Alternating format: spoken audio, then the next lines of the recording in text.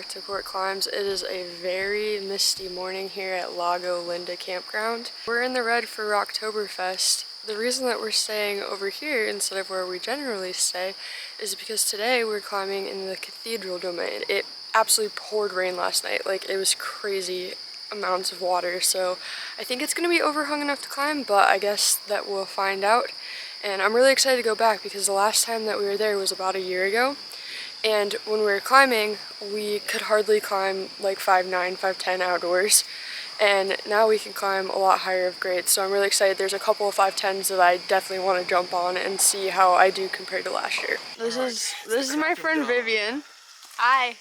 Vivian, let's see, things about Vivian. Pants don't fit me. That's about all you need to know. And she almost left her coffee cup on the top of the car when we were driving away. Twice. It's the crack of dawn, 6:45 a.m. We're already 2 hours behind schedule. Normally when dawn cracks, we're at the cracks and we're climbing the cracks. Because we crack climb and we're hardcore. And dawn. No, this is true. Blue Sky is a small crag located in the cathedral domain. Blue Sky is a bit of a sentimental crag for me because of two reasons. First, it's the crag that we climbed at when I originally had the idea to start Court Climbs. More importantly, it's the crag that we went to when we took my friend Therese to the Red for her very first time. I don't really get to climb with Therese outdoors much anymore because of our opposite schedules, so climbing at this crag felt like a little bit of a nod back to getting to climb with a good friend. There are apparently two different approaches to Blue Sky, because this time we came in from the left side over near the Ladderhorn Crag, which I'm assuming is named because of its steel rod approach ladder, but last time we came in on a much less developed trail from the right side. Blue Sky has an upper section that includes a few 30-ish foot 5'8" to 5'10" routes. It also has a lower section with 3 different 60-foot routes, 2 5'10Cs called Tweezer and Better Days, and a 5'10A called Flower of Youth. We started on the right side with a 5'9 plus called Wine to Shine. The start on this is ideally a high left foot, but flexibility was not on my side this go, and a crafty knee helped me push up and into this bouncy start. Vivian got on the route. This is Vivian's first time climbing at the Red, and I loved watching her determination to get up these climbs.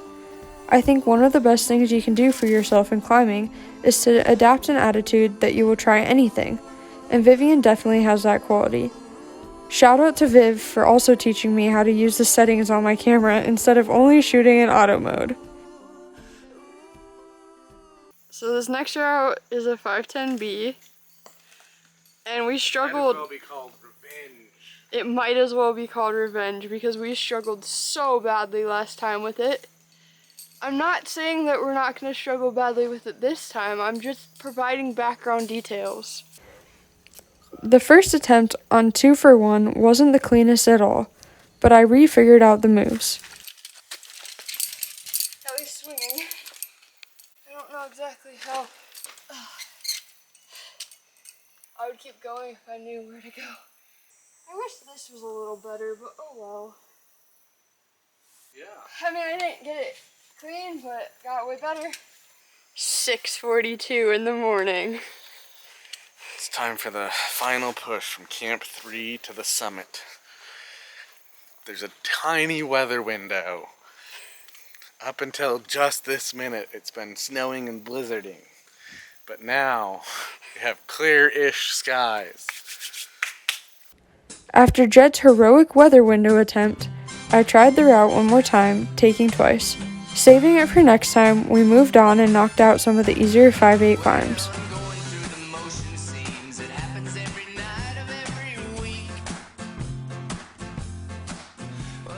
And then Vivian did her first lead climb. Your first outdoor lead climb is always a big accomplishment. I'm so glad I got to be there for hers, even if the only footage I got was from her phone. She did her first ever outdoor lead climb. How do you feel? I feel powerful. You are powerful. Good job. Thanks. We had a perfectly empty crag, and then these guys, these random strangers, decided to crash our crag. Your crag? Yeah, oddly enough, we met someone from our gym up here without even expecting it. So one thing about Blue Sky is that it has really great views at the tops of the routes. When I clipped the anchors, I looked out and I could see the gorge filled with trees and sunshine, and it was just spectacular. After finishing up the 358 routes, we moved over to the 510A, a flower of youth.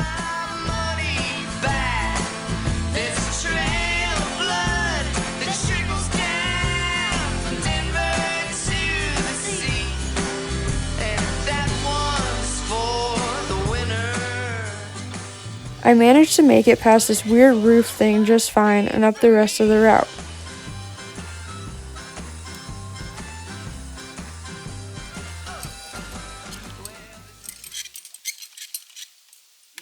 Oh, did you hear the rocket kind of cracked a little? Courtney, wave. People.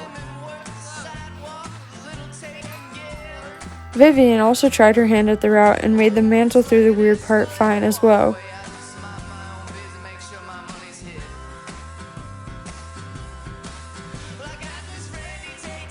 This wasn't the case for Jed, however, as he managed to get himself wedged in between the space and the rock, even ripping his shirt in the process.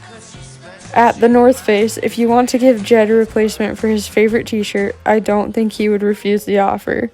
With ripped shirts and tired arms, we headed back to check out some other Rocktoberfest activities that were happening back at Land of the Arches campground. They had a dino comp going on in the hangar that was pretty cool to watch. I suck really bad at dinos, so it was fun to watch people that actually don't. Well, I don't spend any time in that corner of the room, 'cause it's too close to the door. And I know you'll come knocking soon to feed me a lie about all the things you have to do. You know I have things to do too, you're not the only one. Then we went out and tried our hand at rope jousting. Rope jousting is a game where two people stand on cinder blocks with a rope in between them. On the count of 3, each person reaches down and grabs the rope and pulls it towards them in an attempt to make the other participant fall off.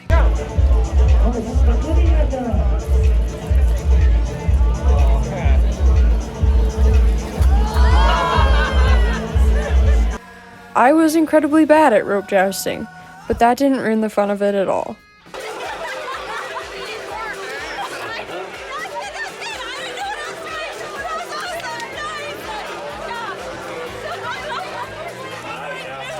Before heading back to camp, I got a really awkward dark video of Nathaniel Coleman standing like 10 feet behind me. I know, I hate me too. Good morning everyone, we are gonna go get pancakes and then we're gonna climb at Phantasia. Viv, how's the red so far? It's amazing. And there's pancakes, so. After pancakes, we headed out to Phantasia in the Northern Gorge. Our plan was to jump on an 80-foot 5'9" plus route our friend had recommended called Pogue Ethics. When we got there, a rope was already on the route, but we talked to the group that was climbing it and found out that the last person was getting ready to climb it and clean it, making us next in line. We decided to wait to climb it, and I'm really glad that we did, because it turned out that the pair was part of a larger group associated with a Facebook page that I'm part of, a collection of local climbers led by a guy named Vern.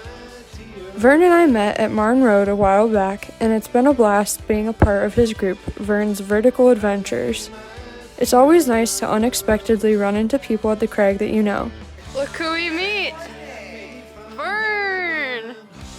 I've been waiting for you to come down the trail. I led Pogue Ethics, and from the beginning it was very apparent that my forearms were more pumped than they should be. Despite this, it was still an epic route, with a crux at the flake in the center. I'd highly recommend getting on it if you have the chance.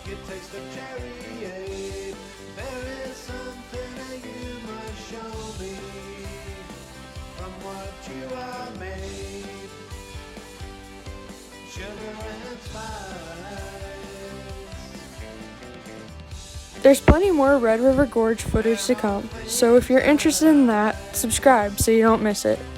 Thanks for watching, and as always, stay hyped. Valley cinnamon, you're my